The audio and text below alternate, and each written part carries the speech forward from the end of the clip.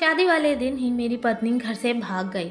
रिश्तेदार हमारा मजाक ना उड़ाएं, इसलिए मेरी माँ ने मेरी शादी अपनी सहेली की बेटी से कर दी। लेकिन मैं ये शादी नहीं करना चाहता था, क्योंकि वो अभी बहुत छोटी थी। अब मैं उसको कैसे समझाऊं कि शादी की पहली रात पति पत्नी क्या करते हैं।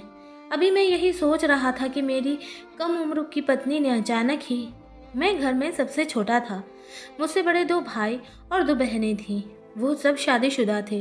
मैं सबका लाडला था, इतना ज़्यादा लाडला कि मेरे मुंह से बात निकली नहीं कि पूरी हो जाती थी। हमारा घर एक खुशहाल घर था। एक दूसरे का ख्याल रखना, सम्मान देना, एक दूसरे के काम आना हमारे घर की परंपरा थी। मेरी माँ ज़रा पुराने ख्याल की मालकिन थी। अपने खानदान और आस पड़ोस की बातों को बहुत ज़्यादा अहमियत दिया करती थी।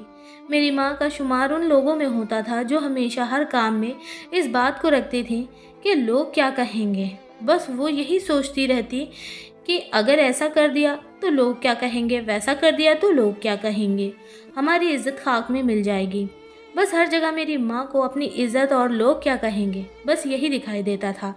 कभी कभी तो पापा भी चिढ़ जाते थे। पापा कहते थे, अरे कहने दो, लोगों को जो कहते हैं, किस बात की इतनी चिंता करती हो। मगर मेरी माँ का वही एक प्रकार का तकिया कलाम कि लोग क्या कहेंगे, जो सबको चिढ़ाने के लिए काफ़ी होता था। कभी कभी हालात ऐसे बदलते हैं कि खुशियों का पता ही नहीं चलता कि खुशियाँ क्या होती हैं। किसी ने सही कहा है कि ज़िंदगी इम्तिहान उसी का लेती है जो सबसे लाडला होता है। मैं जिस कॉलोनी में रहता था, दिव्या भी इसी कॉलोनी में रहती थी। वो जब भी कॉलेज जाती तो रास्ते में आते जाते मैं उसे देखा करता और मुश्किल से ही अपने दिल को संभाल पाता था। मगर हमें कब पता होता है कि हमारी ज़िंदगी में कब कौन आ जाता है और हमारे लिए इतना इम्पोर्टेंट हो जाता है कि हम उसके बिना जीने के बारे में सोच भी नहीं सकते। दिव्या इतनी खूबसूरत थी कि कोई उसे एक नज़र देखे तो दोबारा देखने की इच्छा ज़रूर करेगा। वो किसी परी से कम नहीं थी। ऐसा लगता था जैसे भगवान ने उसे बड़ी फुर्सत से बनाया हो। मैं अपनी पढ़ाई से फ्री हो चुका था और नौकरी ना मिलने की वजह से ज़्यादातर मोहल्ले में इधर उधर खड़ा हुआ पाया जाता था। एक दिन दिव्या कॉलेज के लिए निकली तो रास्ते में ही मैंने उसे रोक लिया। सोचा उससे बात करके देखता हूँ क्या कहती है। लेकिन मेरी इस हरकत से वो बहुत ज़्यादा घबरा गई थी। मगर मैंने सिर्फ उसके भाई का नाम लेकर उसके बारे में पूछा। मैंने पूछा कि विकास आजकल दिखाई नहीं देता। उसकी घबराहट देखकर मेरी कुछ और कहने की हिम्मत ही नहीं हुई थी, बल्कि उसकी इतनी ज़्यादा घबराहट देखकर मुझे शर्मिंदगी होने लगी थी। मेरी वजह से वो इतना परेशान हो गई थी। हालांकि उस दिन मेरा पक्का इरादा था कि मैं अपनी मोहब्बत का इजहार करूँगा। इधर मेरी माँ मुझे नौकरी तलाश करने पर जोर डाल रही थी। उनकी एक ही राग थी कि जल्दी नौकरी तलाश करो ताकि तुम्हारी भी शादी कर सकूं। और मैं अभी ये सब कुछ नहीं चाहता था। शादी बहुत बड़ी बर्बादी होती है। इंसान बस पत्नी और बच्चों में फंस कर रह जाता है, फिर उसे दुनियादारी का कोई होश नहीं रहता। शादी से पहले तक की सारे मौज मस्ती होते हैं, बाद में तो बस सज़ा मिलती है। इंसान शादी के बाद कितना परेशान रहता है मैंने खुद देख रखा था, क्योंकि मेरे दोनों बड़े भाई शादीशुदा थे। किस तरह पत्नी और बच्चों के बीच फंसे रहते थे, रोज़ भागम भाग करते रहते। खैर, शादी तो करनी ही पड़ती, ज़िंदगी अकेले नहीं करती। मगर मैं अभी शादी नहीं करना चाहता था। मेरा ख्याल था कि दिव्या की पढ़ाई पूरी हो जाए तो अपनी माँ को अपनी पसंद बताकर उसका हाथ मांग लूँगा।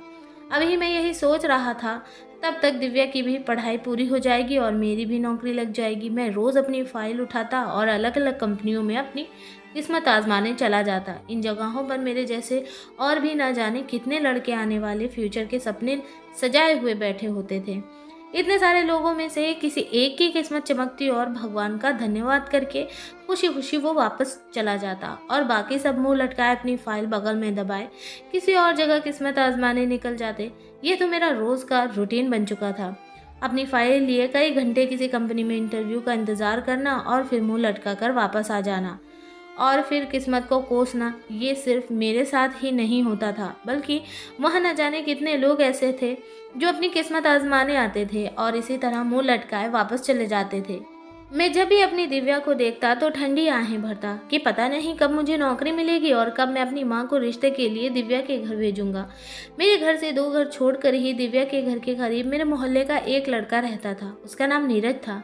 उससे ज़्यादा दोस्ती तो नहीं थी, बस ऐसे ही थोड़ी सी हाय हेलो थी। कभी कभी क्रिकेट टीम में होने की वजह से हमारी एक दूसरे से मुलाकात हो जाती थी। अच्छी शक्ल सूरत का लड़का था, रंग भी गोरा था और वो भी आजकल नौकरी की तलाश में था। उसकी पढ़ाई भी पूरी हो चुकी थी। मैंने नोट किया था कि वो भी दिव्या को उसी नज़र से देखता है जिस नज़र से मैं उसको देख रहा था। फिर मैंने सोचा, हो सकता है कि मेरा वहम हो, या फिर वैसे भी सब लड़कों की आदत होती है लड़कियों को ताड़ते रहने की। मैं अक्सर यही सोचता कि लड़के तो आते जाते लगभग हर लड़की को छेड़ते हैं, यकीनन ये भी ऐसे ही देखता होगा। मगर एक दिन मैंने महसूस किया कि जब दिव्या यहाँ से गुजरती है और नीरज उसको देखता, तो दिव्या भी उसे देखकर मुस्कुरा देती थी। एक दो बार तो मैंने ऐसे ही नोटिस कर लिया। उसके बाद मैंने खास ध्यान देना शुरू किया तो सच में दोनों की आंखें चार होती थी। दोनों हल्के से मुस्कुरा देते थे। मेरे लिए यह बात बहुत ही तकलीफ देने वाली बात थी, लेकिन मैं कुछ नहीं कर सकता था क्योंकि दिव्या से मेरा कोई संबंध नहीं था। मैं किस रिश्ते के आधार पर दिव्या को उस लड़के के करीब जाने से रोकता? बस घर जाकर कमरे में इधर से उधर करता रहता और प्लानिंग करता रहता कि किसी भी तरह दिव्या को अपने दिल के हाल बता दूं और उस लड़के से भी दिव्या को दूर कर दूं। मुझे कोई तरीका समझ में नहीं आता था। एक तो नौकरी की समस्या और दूसरी तरफ मेरी मोहब्बत जो मुझसे दूर जाती दिखाई दे रही थी। मेरी परेशानी दिनों दिन बढ़ती जा रही थी। क्या करूं? मुझे क्या करना चाहिए? मैं अपने दिन रात की सोचों से परेशान रहने लगा था और अब घर वालों को भी मेरी दिनों दिन खराब होती हालत से परेशानी होने लगी थी। आखिर बात क्या है? पूछने लगे कि तुम क्यों इतने परेशान रहते हो? जो बात है वो बताओ। तो मैं टाल देता, बस नौकरी नहीं मिल रही है इसलिए परेशान हूँ। लेकिन जो मेरी असली समस्या थी वो तो बताना नहीं चाहता था। मगर कब तक? आखिर एक दिन बड़ी भाभी मेरे कमरे में आई और उन्होंने बड़ा हौसला दिलासा दिया, खूब बातें की और मुझे दिल की बात कहने पर राज़ी कर लिया। मैं उनके सामने दिव्या के बारे में सब कुछ बता दिया। मैंने कहा कि मैं दिव्या से प्यार करता हूँ और उससे शादी करना चाहता हूँ। मैंने भाभी से कहा कि नौकरी नहीं मिल रही है, नहीं तो अब तक मैं दिव्या के घर रिश्ता भेज चुका होता। भाभी ने मुझे हिम्मत और हौसला दिया और कहा, परेशान मत हो, जब तुम्हें नौकरी मिल जाएगी तो हम सबसे पहला काम यही करेंगे, तुम्हारा रिश्ता लेकर दिव्या के घर जाएंगे। तो उन्होंने मुझे ये कह दिया कि तुम तब तक ऐसा करो, दिव्या को साफ शब्दों में अपने दिल का हाल बता दो। भाभी काफ़ी देर तक मुझे दिलासा देती रहीं और समझाती रहीं। मुझे काफ़ी हौसला मिला। मैं अब दिलो जान से नौकरी की तलाश में निकलता, अपनी किस्मत आजमाने चला जाता। मुझे नौकरी मिल गई थी, मुझे बहुत सुकून मिला। नौकरी बहुत अच्छी थी, सभी लोग बहुत खुश थे। मैं अपनी खुशी में दिव्या को भी शामिल करना चाहता था। मैंने सोचा शाम को भाभी को कहूँगा कि मेरे साथ उसके घर चलें और दिव्या और उसकी मम्मी को भी ये खुशखबरी दें। मेरे बार बार कहने पर भाभी मान गई। मुझे बहुत खुशी हुई, मैं बहुत खुश था। मैंने छत पर जाकर एक लंबी सांस ली। इस दौरान मेरी नज़र सामने वाले घर की छत पर पड़ी तो मैंने देखा कि नीरज और दिव्या आपस में बात कर रहे थे। मेरी सांस वहीं की वहीं रुक गई थी। मेरी आंखों में नफरत और दिमाग में गुस्से की आंधी चलने लगी, क्योंकि वो पूरे ध्यान से दिव्या से इशारों में कुछ बातें कर रहा था और दिव्या अपने आंगन में खड़ी थी। मुझे बहुत तेज़ गुस्सा आ रहा था। मैं अपने जज्बातों पर काबू नहीं कर पा रहा था। इतने में दिव्या की नज़र मुझ पर पड़ गई और वो जल्दी से कमरे में चली गई। मैं नफरत से उस लड़के को घूरने लगा। मुझे उस पर बहुत ज़्यादा गुस्सा आ रहा था। मैं मन ही मन कुछ कहने लगा कि मैं इस लड़के को छोड़ूंगा नहीं। फिर लड़का भी नीचे उतर गया। मैं सोचने लगा कि क्या करूं इससे पहले कि पानी सर से पार हो जाए। मुझे कोई कदम उठाना ही होगा, मुझे जल्दी ही कुछ करना होगा। यही सोचते हुए मैं नीचे आ गया। सब ने मिलकर खाना खाया। फिर मैंने भाभी को सारी बात बताई और फिर भाभी से कहा कि मम्मी से भी बात करो और उन्हें इस रिश्ते के लिए तैयार करो। मैं दिव्या से शादी करना चाहता हूँ। भाभी ने मुझे तसल्ली दी और कहा कि आज ही मम्मी जी को तुम्हारी पसंद के बारे में बताऊंगी और जल्दी ही समस्या का कोई हल निकालते हैं।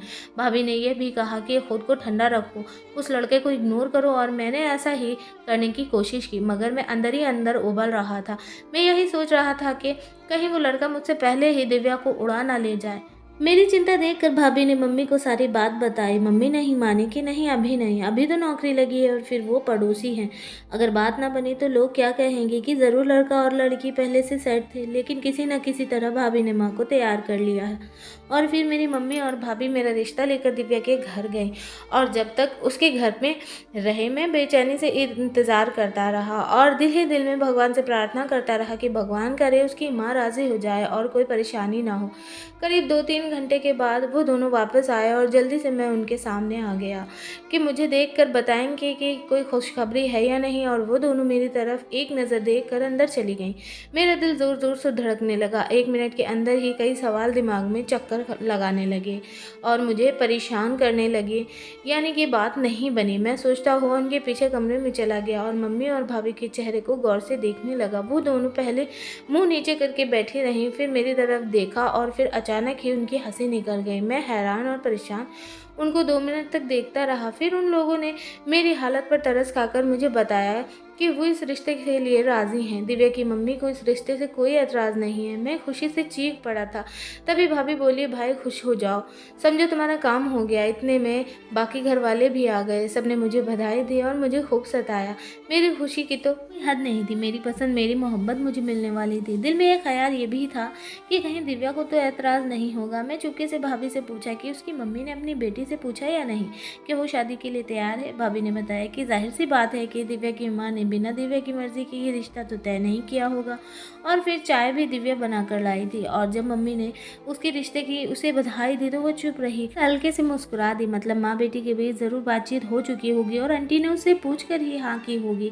ये सब कुछ सुनकर मुझे बहुत सुकून मिला। मुझे ऐसा लग रहा था कि जैसे मैंने कोई जंग जीत लिया हो, सामने वाले लड़के से बाजी मार ली हो। घर में खुशी की लहर दौड़ गई थी। सब बातें करने लगे थे कि कब शादी का दिन रखें, शादी में ये करेंगे वो करेंगे, और साथ ही साथ मुझे छेड़ रहे थे। एक हंगामा समझ गया था घर में। अगली सुबह मैं तैयार होकर ऑफिस चला गया। जाते हुए दिव्या के दरवाजे पर नजर डाली कि शायद वह नजर आ जाए, शायद कहीं मिल जाए। मुझे उसकी मर्जी जाननी थी। मैं अपने कानों से उसकी हाँ सुनना चाहता था, लेकिन वो मुझे कहीं नजर नहीं आई। दिन गुजरते जा रहे थे। फिर एक दिन सबने कहा कि दिव्या की मम्मी से शादी की तारीख मांग ली जाए।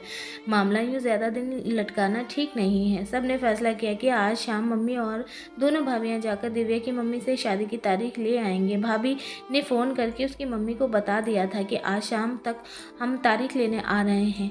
उन्हें भी कोई एतराज़ नहीं था। सब बहुत खुश थे और मम्मी और दोनों भाभियां दिव्या के घर तारीख लेने चले गए। हम सब इस इंतज़ार में थे कि कब वो वापस आए और पता चले कि शादी की डेट कब की दी गई है, और फिर हम वैसे ही तैयारी शुरू करें। मुझे बहुत ज़्यादा बेचैनी थी। 3 घंटे बाद मम्मी और भाभियां घर वापस आए। सब उनके आसपास जमा हो गए थे। पता चला 2 महीने के बाद की डेट दी गई है। सबने एक दूसरे को बधाई दी और मिठाई मंगवाया गया। हम सब ने मुँह मीठा किया। मैं उस दिन बहुत खुश था। घर में भी खुशी का माहौल था। सब शॉपिंग की लिस्ट तैयार कर रहे थे, अपने अपने कपड़ों की बातें करने लगे। अब मैं भी अंदर अंदर सुकून महसूस कर रहा था और अपना पूरा ध्यान अपनी जॉब पर लगा चुका था। मैं चाहता था कि शादी तक अपने बॉस का दिल जीत सकूं। उस दिन के बाद से मुझे दिव्या कभी नजर नहीं आई थी। अगली सुबह मैं तैयार होकर ऑफिस के लिए निकल गया और रास्ते में दिव्या के घर का दरवाज़ा देखते जा रहा था, कहीं दिव्या दिख जाए। मगर उसे देखने में मैं नाकाम रहा। लेकिन फिर भी सुकून था कि उसका नाम मेरे नाम के साथ जुड़ चुका है। घर वाले शादी की तैयारी में लगे हुए थे। दिन तेजी से गुजरते जा रहे थे। हम सबके अंदर जैसे बिजली सी तेजी आ चुकी थी। घर में एक हलचल मची हुई थी। समय के गुजरने का पता ही नहीं चल रहा था और फिर दिन पास आते गए। मेरी शादी की ड्रेस पसंद की गई, दुल्हन के कपड़े भी तैयार हो रहे थे। भाभी और बहनों ने ढोलक रख ली थी। दिन में शॉपिंग करते और रात को कामों से फ्री होकर ढोलक लेकर बैठ जाते और मुझे बीच में बिठाकर खूब गाने बजाए जाते। मैं भी उन गानों में शामिल हो जाता। भाभियाँ छेड़छाड़ भी करती, शरारत भी करती, हंसी मजाक चलता रहता। सब में मग्न थे। मेहंदी वाले दिन मेरे हाथों पर मेहंदी लगाई गई। कोई भी सोने के लिए तैयार नहीं था। सब अपने अपने मस्तियों में मग्न थे। सुबह मुझे दूल्हा बनना था, वो भी अपनी पसंद की लड़की का। ये सोचकर ही मेरे दिल में गुदगुदी हो रही थी। सारी तैयारी पूरी हो गई थी। आधी रात के बाद पता नहीं कौन सा समय था जब मम्मी ने सबको डांट कर सुलाया। सुबह बारात की तैयारी करना है, चुपचाप सो जाओ सब लोग। बहुत जल्दी उठकर ये सारे लोग तैयारी करने लगे। मैं उठा और सीधा बाहर गया और दिव्या के घर की तरफ देखा। वहाँ बेपनाह खामोशी पसरी हुई थी। 3-4 दिन पहले तो खूब रौनक थी यहाँ। मैंने भाभी से कहा कि वो जाकर पता करें। भाभी ने खामोशी से कहा कि तुम्हारी शादी होने वाली है, ज़्यादा उतावले मत बनो। लेकिन मैंने जिद करके भाभी को दिव्या के घर भेज दिया। भाभी थोड़ी देर बाद आई तो मैंने देखा कि भाभी के चेहरे पर कुछ परेशानी थी। जिस खुशी से वो वहाँ गई थी, वापस आकर उनकी खुशी गायब हो चुकी थी। मम्मी उनके कंधे पकड़कर पूछने लगी, क्या हुआ, तुम्हारा चेहरा क्यों उतरा हुआ है। मैं भी भाभी के पास पहुँच गया। मैंने कहा, भाभी सब ठीक तो है ना। भाभी खामोशी से मेरी तरफ देख रही थी। मम्मी ने फिर गुस्से के कारण भाभी से डांट कर पूछा, ये तुम्हारी चुप्पी की वजह क्या है। तभी भाभी ने हल्की आवाज़ में कहा, मम्मी जी, मैं लड़की वालों के घर गई थी तो दिव्या की मम्मी रो रही थी। मुझे लगा शायद बेटी की जुदाई की वजह से दुखी होंगी, लेकिन सभी लोग बहुत परेशान थे। मैंने उनको तसल्ली दी कि दिव्या कहीं दूर नहीं जा रही है। तभी उन्होंने मेरे आगे हाथ जोड़ दिए। मैंने उनसे कहा, आप ये क्या कर रहे हैं? आंटी, आखिर बात क्या है, मुझे कुछ बताइए। तभी उन्होंने बताया कि दिव्या घर से भाग गई है। मुझे उसने कभी ये नहीं बताया कि उसे शादी से कोई परेशानी है। मैंने जब पूछा, उसने मुझे बस यही कहा कि अभी मुझे शादी नहीं करनी, मगर उसके पापा ने समझाया कि अभी नहीं तो जब भी करनी है करनी तो है, और शादी करने में क्या दिक्कत है, और ये रिश्ता भी अच्छा है। फिर वो सो गई और हम भी समझे कि वो शादी के लिए धीरे धीरे खुद को तैयार करने के लिए सोच रही है। मुझे नहीं मालूम था कि हमारे मुंह पर कालिक लगाकर पता नहीं कब घर से चली गई। इतना कहकर वो बेहोश हो गई। उनकी बहन ने पानी की छींटे मारा, तब वो कहीं जाकर होश में आई। उनकी हालत बहुत ख़राब है। इतना सुनकर मम्मी सोफे पर गिर पड़ी और मेरे पाँव के नीचे से ज़मीन निकल चुकी थी। भाभी की बताई कहानी सुनकर और ऊपर से मम्मी की हालत देखकर मैं परेशान हो गया था। मेरे साथ ऐसा क्यों हुआ? मेरा दिल धड़कना भूल गया था। मैंने अपनी मम्मी को उठाकर बेड पर सुलाया, पानी पिलाया। जिस घर में थोड़ी देर पहले खुशियाँ फैल रही थी, उस घर में अब वीरानियाँ छाई हुई थी।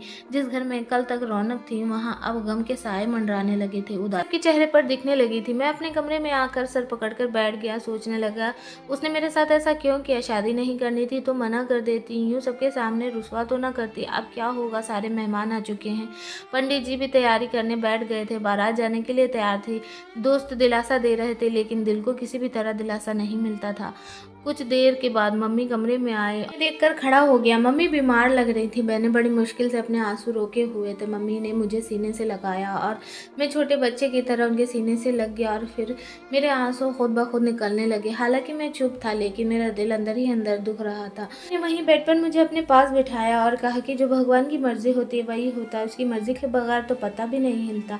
वो लड़की शायद तुम्हारी किस्मत में नहीं थी। मम्मी ने मुझे बहुत दिलासा दिया, लेकिन इस समस्या का जो हल बताया उसे सुनकर मेरा दिमाग खराब हो गया। मेरी आंखों के सामने अंधेरा छाने लगा।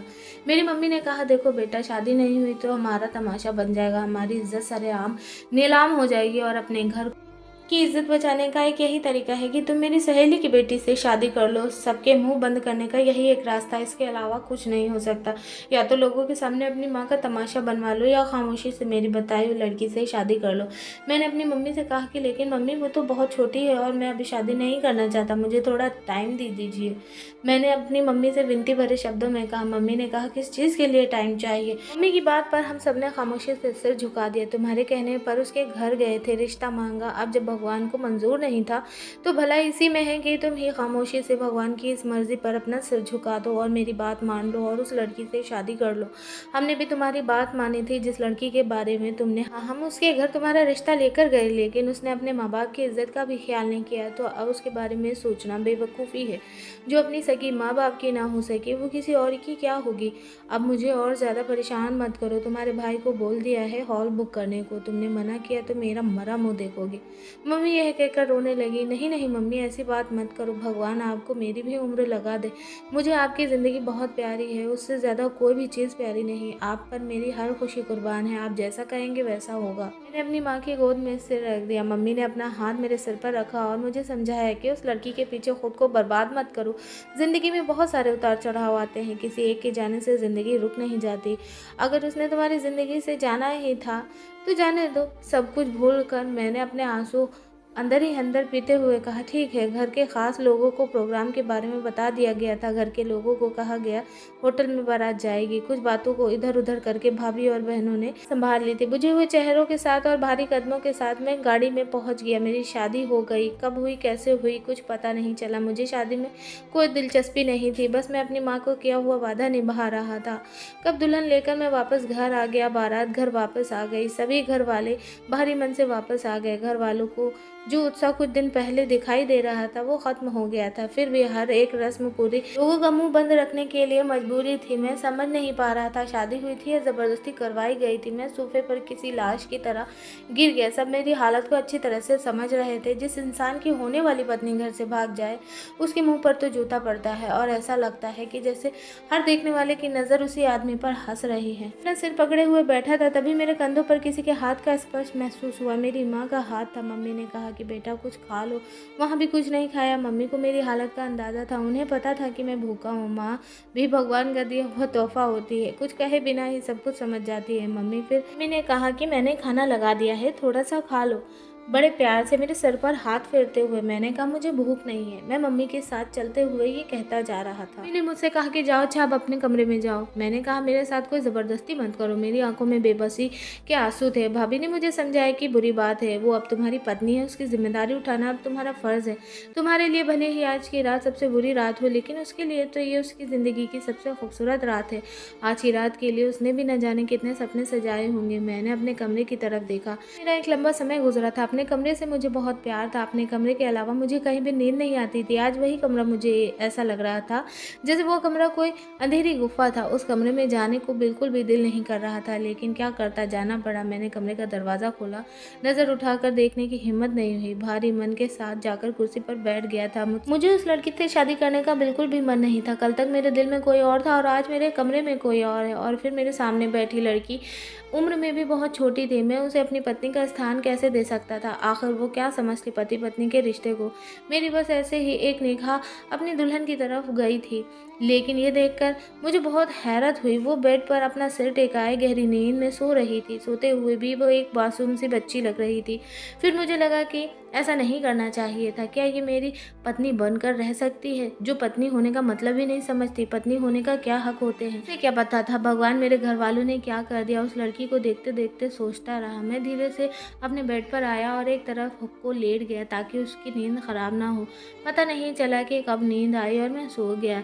और जब मेरी आँख खुली तो ऐसा लगा जैसे सूरज बहुत जल्दी निकल आया हो। फिर मैं अचानक एकदम से सीधा हो गया, क्योंकि मेरी ज़बरदस्ती की पत्नी मेरे करीब बैठी मुझे देखकर मुस्कुरा रही थी। उससे इस तरह की हरकत की उम्मीद नहीं थी। फिर वो ज़ोर से हंसी और बोली, अरे आप तो डर गए। मैंने कहा नहीं, डर किस बात का?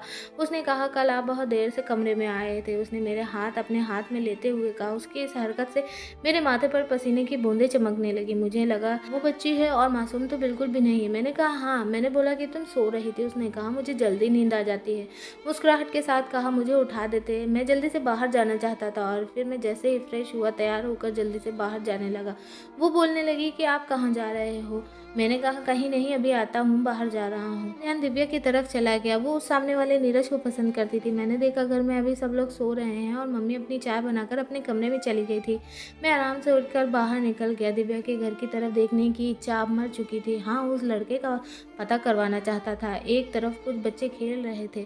मैंने एक लड़के को प्यार से बुलाया और कहा कि सामने घर से नीरज भाई को बुलाकर लाओ। मेरी बात सुनकर वो जाने लगा, लेकिन मैंने कुछ सोचकर उसको रोक दिया और खुद ही नीरज के घर की तरफ चला गया और मैंने उसके घर का दरवाज़ा बजाया। 3-4 बार ऐसा करने के बाद एक आदमी बाहर आया। ना वो उसके पापा थे, ना कोई भाई था। वो हमारे मोहल्ले का ही आदमी था। हम एक ही मोहल्ले में रहते थे। मैंने कहा कि मैं नीरज का ऑफिस वाला दोस्त हूँ। मैंने देखा वो आदमी जो कोई भी था, यकीनन नीरज का मामा चाचा जो भी था, उसके चेहरे पर घबराहट थी। उसकी परेशानी साफ दिख रही थी। उन्होंने कहा नीरज किसी काम से बाहर गया है। मैंने कहा कब तक आएगा? मुझे उससे बहुत ज़रूरी काम था। वो आदमी कहने लगा कि अभी तो कुछ पता नहीं कि कब तक आएगा। इतना कहकर उन्होंने दरवाज़ा बंद कर दिया, लेकिन मैं वहाँ से हटा नहीं, दरवाजे के पास ही खड़ा हुआ। अंदर से आवाज़ आने लगी। अंदर से आवाज़ आ रही थी कि कोई कह रहा था, जब उस लड़की के मोहल्ले वालों को पता लगेगा हमारे बेटे का कारनामा कि नीरज ने ऐसा किया है, तो हम किसी को मुंह दिखाने के काबिल नहीं रहेंगे। कमबख्त तो पहले ही बता देता तो इज्जत से शादी करवा देते। लड़की के भी घर वालों के मुंह पर कालिक लगा दिया और हमें भी किसी को मुंह दिखाने के काबिल नहीं छोड़ा। मैं खड़ा था। दोनों एक साथ घर से भाग चुके थे। मुझे उसी दिन समझ जाना चाहिए था और इनके मामले में टांग नहीं अड़ानी चाहिए थी। मैंने सोचा कि अगर मैं अपनी एक तरफा मोहब्बत का गला घोट देता तो 2 घर टूटने से बच जाते हैं। मेरा घर तो ना चाहते हुए भी बस गया था, मगर दिल तो टूट चुका था। मैं कुछ देर तक वहाँ खड़ा रहा, अपने शरीर का बोझ उठाए वापस घर आ गया। मम्मी ने मुझे बाहर से आते हुए देखा तो पूछने लगी, तुम कब बाहर गए थे और फिर क्यों गए थे? तबीयत तो ठीक है ना? मम्मी बस ऐसे ही गया था। मैं बस यही सोच रहा था कि इसका मतलब दोनों एक दूसरे से मोहब्बत करते थे और मेरे साथ रिश्ता होने पर दोनों ने घर से भाग जाना सही समझा। मेरे वजह से दोनों ने इतना भयानक कदम उठाया। ये सब कुछ मेरी वजह से हुआ है। अगर उनकी मोहब्बत सच्ची थी तो मुझे बताते, तो कसम से मैं सबके घर वालों को परेशानी से बचा लेता। एक बार तो कहती, क्या मोहब्बत इतनी खुदगर्ज होती है या फिर बेवकूफ़ या अंधी? सोचने समझने की समझ ही ख़त्म हो जाती है। क्या मोहब्बत ऐसे ही की जाती है? मगर सच्ची मोहब्बत अपनों को दुख नहीं देती। मैं अपने सर पर धीरे धीरे मुक्के मार रहा था। तभी मम्मी अपने कमरे से बाहर आई और सीधे मेरे पास आकर बोली, क्या हुआ मेरे बच्चे? क्या सर में दर्द हो रहा है? मम्मी ने बड़े प्यार से मेरे सर पर हाथ रखा। नहीं मम्मी, आप खुद भी बहुत थकी हुई हैं, आप आराम करें, मैं टैबलेट खा लूँगा, खुद ठीक हो जाएगा। मैंने धीरे धीरे सब कुछ सोचना छोड़ दिया था और मैं फिर से ऑफिस जाने लगा था, लेकिन अब तक मैंने अपनी पत्नी को हाथ भी नहीं लगाया था। हालांकि मुझे अंदाज़ा हो गया था कि वो बहुत ही अच्छी और समझदार है, कम उम्र ज़रूर है लेकिन बेवकूफ़ नहीं है। उसने बहुत ही समझदारी के साथ पूरा घर संभाल लिया था। उसके अच्छे व्यवहार से पूरा घर खुश था। वो मेरी भी बहुत सेवा करती थी, मेरे साथ हंस कर बातें करती। जब हंसती तो उसके गाल पर डिम्पल पड़ जाया करता था, जो उसकी खूबसूरती को चार चांद लगा देता था। उसकी मांग में सिंदूर बहुत ही प्यारा लगता था। मैं ना चाहते हुए भी उसकी तरफ देखता रहता था। धीरे धीरे मेरे दिल से दिव्या का गम निकलता जा रहा था और मेरे दिल में प्रिया की मोहब्बत बढ़ती जा रही थी। दिव्या का प्यार तूफान की तरह था, जितनी तेज़ी से आता उतनी ही तेज़ी से गुजर जाता। लेकिन प्रिया का प्यार बहती हुई नदी की तरह था, जो धीरे धीरे बहता रहा और हमेशा के लिए रह जाता है। समझ गया था मैं कि दिव्या के लिए मेरा प्यार एक तूफान था, एकदम से ख़त्म हो गया था, लेकिन प्रिया के लिए मेरी मोहब्बत बहती हुई नदी की तरह थी, जो मेरे दिल में धीरे धीरे बढ़ती जा रही थी। प्रिया बहुत ही शरारती लड़की थी। जब भी मैं ऑफिस से थक कर घर आता था, उसकी शरारतें मेरा मूड खुशनुमा बना देती थी। धीरे धीरे हमारी शादी को 6 महीने गुजर चुके थे, लेकिन अभी तक मैंने प्रिया को हाथ नहीं लगाया था। लेकिन उस रात जब मैं अपने लैपटॉप पर अपने ऑफिस का कुछ काम कर रहा था, या मेरे बराबर बेड पर लेटी हुई थी, लेकिन मैं उसकी नज़रों की तपिश महसूस कर रहा था। बार बार मुझे ही देखी जा रही थी। मुझे उसकी नज़रों से उलझन हो रही थी। तभी उसने कुछ ऐसी बात कह दी कि मेरा मुंह खुला का खुला रह गया। उसने कहा कि कहीं आप वो तो नहीं हैं। मैं उसकी बात का मतलब ही नहीं समझा था, या फिर समझकर भी ना समझ बन रहा था। मैंने कहा, तुम कहना क्या चाहती हो? मुझे लगता है कि तुम वो। इस बार मुझे गुस्सा आ गया। मैंने कहा, इस तरह की बात करने की तुम्हारी हिम्मत कैसे हुई? मेरी बात पर वो अचानक हंस पड़ी और कहने लगी कि हमारी शादी को 6 महीने हो गए हैं, लेकिन तुम मेरे पास ही नहीं आते हो। तो मैं क्या समझती, शायद आप वो हो। लेकिन कोई बात नहीं, अगर आप नामर्द भी हुए तब भी मैं तुम्हारे साथ पूरी ज़िंदगी खुशी खुशी गुजार दूंगी, क्योंकि मुझे तुमसे मोहब्बत हो गई है। उसने इतनी आसानी से अपनी मोहब्बत का इजहार कर दिया था कि मैं तो उसे आंखें फाड़ कर देखता रह गया। लेकिन उसकी नामर्दी वाली बात पर मुझे गुस्सा आ गया था। मैंने उससे कहा कि मैं नामर्द नहीं हूँ। मेरी बात पर उसकी आंखों में फिर शरारत उभर आई थी और फिर उस रात मैंने प्रिया को साबित कर दिया कि मैं नामर्द नहीं हूँ। मैंने उसके खूबसूरत और नाजुक से शरीर को बाहों में भर लिया था। अब तक मेरे मन को शायद दिव्या जकड़े हुई थी, लेकिन अब मेरे मन पर पूरी तरह से प्रिया का कब्जा हो चुका था। अब दिव्या का ख्याल दूर दूर तक मेरे दिमाग में नहीं था। अब मोहब्बत प्रिया थी। मेरी शादीशुदा ज़िंदगी की शुरुआत हो चुकी थी। मैं बहुत खुश था, मुझे कोई शिकवा नहीं था। दिन ब दिन मेरी और प्रिया की मोहब्बत बढ़ती जा रही थी। मुझे पता था जो मैं दिव्या के लिए महसूस करता था, अब तो मेरे दिल में दिव्या का कहीं कोई नाम ही नहीं था। कुछ समय बाद पता चला कि नीरज वापस लौट आया है, लेकिन दिव्या नहीं आई। मुझे पता था कि दिव्या और नीरज साथ गए थे। नीरज के माँ बाप को भी पता था कि दिव्या और नीरज साथ गए थे, लेकिन जब नीरज आ गया तो मेरे दिल में अजीब सी हलचल होने लगी थी कि दिव्या के माँ बाप को शायद पता नहीं था। लेकिन नीरज को देखकर मुझे दिव्या के लिए इंसानियत के नाते चिंता होने लगी थी। पता नहीं वो कहाँ कहाँ धक्के खा रहे होंगे, लेकिन जो उसके नसीब में हुआ है उसने ही अपने हाथों लिखा है। इसमें कोई किसी का कुछ नहीं बिगाड़ सकता। शायद माँ बाप का दिल दुखाने वाली लड़कियों का यही अंजाम होता है। वो कभी ज़िंदगी में खुश नहीं रह सकती। माँ बाप के फैसले कभी गलत नहीं होते। वो तो अपने बच्चों के लिए हमेशा भला ही सोचते हैं। मैंने अपनी पत्नी पर एक प्यार भरी नज़र डाली। वो भी मुझे देख कर मुस्कुरा रही थी। मेरी ज़िंदगी में तो अब किसी बात की कमी नहीं थी, लेकिन इंसानियत के नाते मैं सब कुछ जानकर भी अनजान नहीं बन सकता था। मैंने दिव्या के माँ बाप को सारी सच्चाई बता दी नीरज के बारे में। आखिर जब दिव्या के माँ बाप ने पुलिस के ज़रिए नीरज से पूछताछ की तो उसने सच उगल दिया कि वो दिव्या को साथ ले गया था और दोनों बिना शादी के ही एक साथ रह रहे थे। नीरज ने बताया कि 2 महीने तक साथ रहने के बाद मैंने दिव्या को छोड़ दिया था। दिव्या डर की वजह से अपने माँ बाप के पास नहीं आना चाहती थी और वहीं कोई छोटी मोटी नौकरी करके अपना गुजारा कर रही थी। पुलिस के ज़रिए दिव्या के माँ बाप ने दिव्या को वापस बुला लिया और अब इंतज़ार में बैठे हुए हैं कि दिव्या की किसी अच्छे परिवार में शादी हो जाए। नीरज को पुलिस वालों ने जेल में डाल दिया, पर जो भी था इस तरह नहीं करना चाहिए था। दिव्या ने नीरज पर इतना भरोसा किया था। दोस्तों, मैं बस इतना ही कहूँगी कि माँ बाप कभी गलत फ़ैसला नहीं करते। दोस्तों, वीडियो कैसा लगा कमेंट करके ज़रूर बताना। वीडियो को लाइक कर देना। चैनल पर पहली बार आए हैं तो सब्सक्राइब ज़रूर कीजिएगा। वीडियो को पूरा देखने के लिए आपका तहे दिल से धन्यवाद। हम आपको मिलेंगे एक और ऐसे ही बेहतरीन वीडियो में। तब तक के लिए धन्यवाद। आपका दिन शुभ हो।